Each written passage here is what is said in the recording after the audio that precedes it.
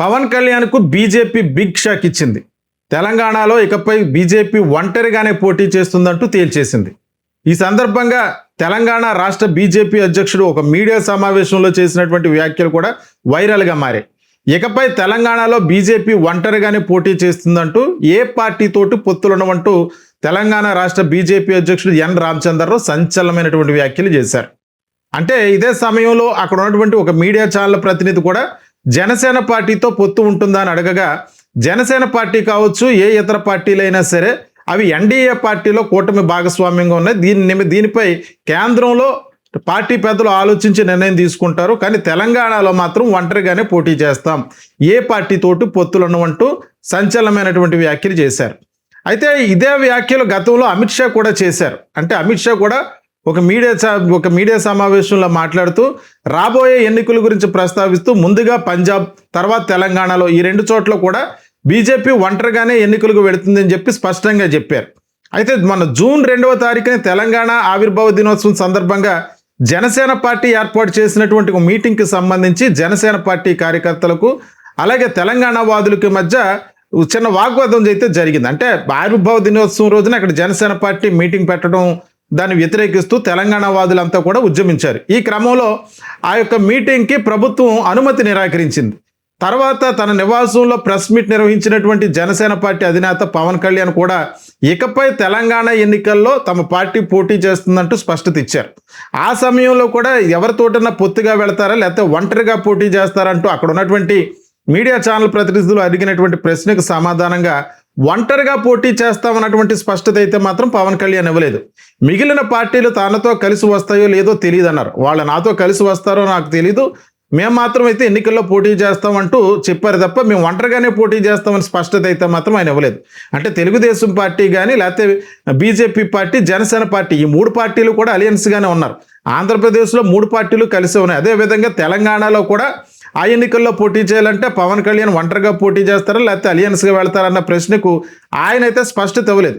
కానీ ఆయన ఆల్రెడీ మొన్న ఫిబ్రవరి 11వ తారీఖున తెలంగాణ వ్యాప్తంగా జరిగినటువంటి మున్సిపల్ ఎన్నికల్లో జనసేన పార్టీ తరపున అభ్యర్థులు పోటీ చేశారు.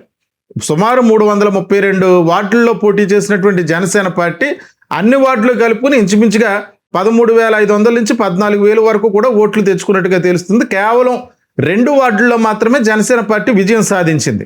అయితే ఇప్పుడు జీహెచ్ఎంసీ ఎన్నికలు కూడా జరగనున్నాయి. హైదరాబాద్ వ్యాప్తంగా జీహెచ్ఎంసీ ఎన్నికలు, తెలంగాణ మున్సిపల్ ఎన్నికలు వేరేగా జరిగాయి. జీహెచ్ఎంసీ ఎన్నికలకు సంబంధించి కార్పొరేషన్లు మళ్ళీ రీషెడ్యూల్ చేసే దాంట్లో భాగం కొన్ని కొత్తగా కార్పొరేషన్లు ఏర్పాటు చేసే దాంట్లో భాగంగా జీహెచ్ఎంసీ ఎన్నికలను అయితే ఆపారు. అయితే నెక్స్ట్ జీహెచ్ఎంసీ ఎన్నికలు వస్తున్నటువంటి నేపథ్యంలో జనసేన పార్టీ పోటీ చేస్తుందా లేదా అన్న దానిపై స్పష్టత అయితే లేదు. అయితే దాని మీద ఆ ఎన్నికల్లో కూడా పోటీ చేస్తారన్నట్టుగానే సంకేతాలు వస్తున్నటువంటి నేపథ్యంలో తెలంగాణలో ఉన్నటువంటి జనసేన పార్టీకి సంబంధించినటువంటి నాయకులందరూ కూడా కేంద్రంలో బీజేపీతో జనసేన పార్టీ పొత్తులో ఉంది కాబట్టి ఒకవేళ తెలంగాణలో కూడా ఇదే పొత్తు ధర్మాన్ని కొనసాగిస్తే ఖచ్చితంగా తెలంగాణలో కొన్ని చోట్ల జనసేన పార్టీ అధికారంలోకి వస్తుంది అన్నటువంటి ఆశాభావంతో అక్కడ ఉన్నటువంటి కొంతమంది ఆశావహులు ఎదురు చూస్తున్నటువంటి నేపథ్యంలో 2 నెలల క్రితం అంటే జూన్ 10వ తారీఖున అమిత్ షా ఇచ్చినటువంటి స్టేట్మెంట్ ఏదైతే ఉందో, అంటే తెలంగాణలో ఒంటరిగానే పోటీ చేస్తామంటూ ఆయన కూడా స్టేట్మెంట్ ఇచ్చారు. ముందుగా పంజాబ్ తర్వాత తెలంగాణ ఎన్నికల్లో ఒంటరిగానే పోటీ చేస్తామన్నారు. ఇప్పుడు తాజాగా ఎన్ రామచంద్రరావు కూడా అదే స్టేట్మెంట్ ఇస్తున్నారు. అంటే రాబోయే జీహెచ్ఎంసీ ఎన్నికలకు సంబంధించి అలాగే 2028 సార్వత్రిక ఎన్నికల్లో కూడా బీజేపీ ఒంటరిగానే పోటీ చేస్తామని చెప్పి ధీమా వ్యక్తం చేస్తున్నారు. అంటే ఏ పార్టీతోటి కూడా పొత్తులను. అయితే జనసేన కూడా ఈ జీహెచ్ఎంసీ ఎన్నికల్లో పోటీ చేస్తుందా లేదా అంటే తెలంగాణ మున్సిపల్ ఎన్నికల వ్యాప్తంగా 332 చోట్ల పోటీ చేసినటువంటి 332 వార్డుల్లో పోటీ చేసినటువంటి జనసేన పార్టీ కేవలం 2 వార్డులు మాత్రమే గెలుచుకున్నట్టుగా సమాచారం ఉంది. మిగతా చాలా చోట్లయితే డిపాజిట్లు కూడా దొరకలేదు. అయితే మొన్న మీడియా సమావేశంలో మాట్లాడినటువంటి పవన్ కళ్యాణ్ మాత్రం తెలంగాణ వ్యాప్తంగా 1,00,000 మంది వరకు కూడా జనసేన పార్టీకి సంబంధించినటువంటి కార్యకర్తలు ఉన్నారు. వాళ్ళందరి కోసం కూడా నేను పనిచేయవలసినటువంటి అవసరం ఉంది కాబట్టి ఖచ్చితంగా ఆంధ్రప్రదేశ్ ఎన్నికల్లో ఏ విధంగా అయితే పోటీ చేసామో ఆ విధంగానే తెలంగాణలో కూడా పోటీ చేస్తామని అన్నారు. తెలంగాణ రాష్ట్రం ఉన్నది భారతదేశంలో అంతర్భాగం, మేము ఖచ్చితంగా పోటీ చేస్తామంటూ వ్యాఖ్యలు చేశారు. అయితే ప్రస్తుతం బీజేపీ అయితే ఒంటరిగానే పోటీ చేస్తామని చెప్పి వాళ్ళ సంకేతాలు ఇచ్చినటువంటి నేపథ్యంలో ఏ రకంగా మరి జనసేన కూడా ముందుకు వస్తుందన్న దానిపై స్పష్టత రావాల్సి ఉంది. మరొక వైపు అంటే డీలిమిటేషన్ బిల్లుకు సంబంధించి గతంలో ఈ బిల్లును డీలిమిటేషన్ బిల్లును అలాగే మహిళా సాధికారత బిల్లును రెండింటినీ కలిపి పార్లమెంట్లో ప్రవేశపెట్టినప్పుడు విపక్షాలు దానికి సహకరించకపోవడంతో ఆ బిల్లు వీగిపోయింది. మళ్ళీ డీలిమిటేషన్ బిల్లును పార్లమెంట్లో ప్రవేశపెట్టడానికి ముందుకు తీసుకువస్తున్నారు. ఒకవేళ అదే జరిగితే దేశంలో అన్ని చోట్ల కూడా నియోజకవర్గాల పునర్విభజన జరిగేటువంటి అవకాశం ఉంది. ఆ విధంగానే తెలంగాణలో 110 వరకు ఉన్నటువంటి నియోజకవర్గాలన్నీ కూడా ఇంచుమించుగా 180, 190 వరకు కూడా వెళ్ళేటువంటి అవకాశం ఉందని చెప్పి పలువురు రాజకీయ విశ్లేషకులు అభిప్రాయపడుతున్నటువంటి నేపథ్యంలో ఒకవేళ తెలంగాణలో బీజేపీ ఒంటరిగా పోటీ చేసేలా ఉంటే డీలిమిటేషన్ బిల్లు ఒకవేళ ఓకే అయితే దీనికి సంబంధించి కిరణ్ రిజిజు కూడా పార్లమెంటరీ వ్యవహారాల శాఖ మంత్రి అయినటువంటి కిరణ్ రిజిజు కూడా ఈ బిల్లుపై సహకరించమని విపక్ష నేత అయినటువంటి రాహుల్ గాంధీని కూడా కలిసి కోరడం జరిగింది.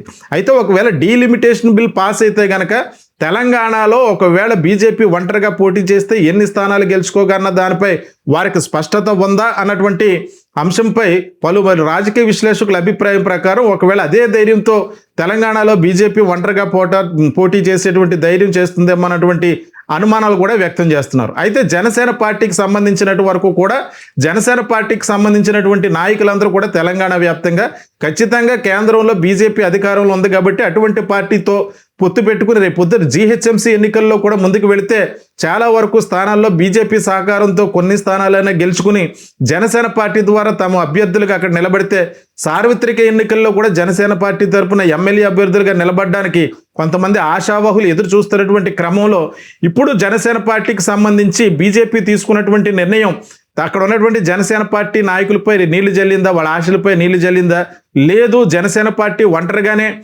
బీజేపీ ఏ రకంగా అయితే ఒంటరిగా పోటీ చేస్తుందో ఆ రకంగానే జనసేన పార్టీ ఒంటరిగా పోటీ చేయడానికి సిద్ధమవుతుందా, ఏం జరగబోతుంది తెలంగాణ రాజకీయాల్లో స్పష్టత రావాలంటే జీహెచ్ఎంసీ ఎన్నికల వరకు కూడా ఎదురు చూడాల్సిందే జరిగింది. అయితే ఒకవేళ డీలిమిటేషన్ బిల్ పాస్ అయితే గనక తెలంగాణలో ఒకవేళ బీజేపీ ఒంటరిగా పోటీ చేస్తే ఎన్ని స్థానాలు గెలుచుకోగలన్న దానిపై వారికి స్పష్టత ఉందా అన్నటువంటి అంశంపై పలువురు రాజకీయ విశ్లేషకుల అభిప్రాయం ప్రకారం ఒకవేళ అదే ధైర్యంతో తెలంగాణలో బీజేపీ ఒంటరిగా పోటీ చేసేటువంటి ధైర్యం చేస్తుందేమో అన్నటువంటి అనుమానాలు కూడా వ్యక్తం చేస్తున్నారు. అయితే జనసేన పార్టీకి సంబంధించినటు వరకు కూడా జనసేన పార్టీకి సంబంధించినటువంటి నాయకులందరూ కూడా తెలంగాణ వ్యాప్తంగా ఖచ్చితంగా కేంద్రంలో బీజేపీ అధికారంలో ఉంది కాబట్టి అటువంటి పార్టీతో పొత్తు పెట్టుకుని రేపు పొద్దున జీహెచ్ఎంసీ ఎన్నికల్లో కూడా ముందుకు వెళితే చాలా వరకు స్థానాల్లో బీజేపీ సహకారంతో కొన్ని స్థానాలైనా గెలుచుకుని జనసేన పార్టీ ద్వారా తమ అభ్యర్థులకు అక్కడ నిలబడితే సార్వత్రిక ఎన్నికల్లో కూడా జనసేన పార్టీ తరఫున ఎమ్మెల్యే అభ్యర్థులుగా నిలబడడానికి కొంతమంది ఆశావాహులు ఎదురు చూస్తున్నటువంటి క్రమంలో ఇప్పుడు జనసేన పార్టీకి సంబంధించి బీజేపీ తీసుకున్నటువంటి నిర్ణయం అక్కడ ఉన్నటువంటి జనసేన పార్టీ నాయకులపై నీళ్లు జల్లిందా, వాళ్ళ ఆశలపై నీళ్లు జల్లిందా, లేదు జనసేన పార్టీ ఒంటరిగానే బీజేపీ ఏ రకంగా అయితే ఒంటరిగా పోటీ చేస్తుందో ఆ రకంగానే జనసేన పార్టీ ఒంటరిగా పోటీ చేయడానికి సిద్ధమవుతుందా, ఏం జరగబోతుంది తెలంగాణ రాజకీయాల్లో స్పష్టత రావాలంటే జీహెచ్ఎంసీ ఎన్నికల వరకు కూడా ఎదురు చూడాల్సిందే.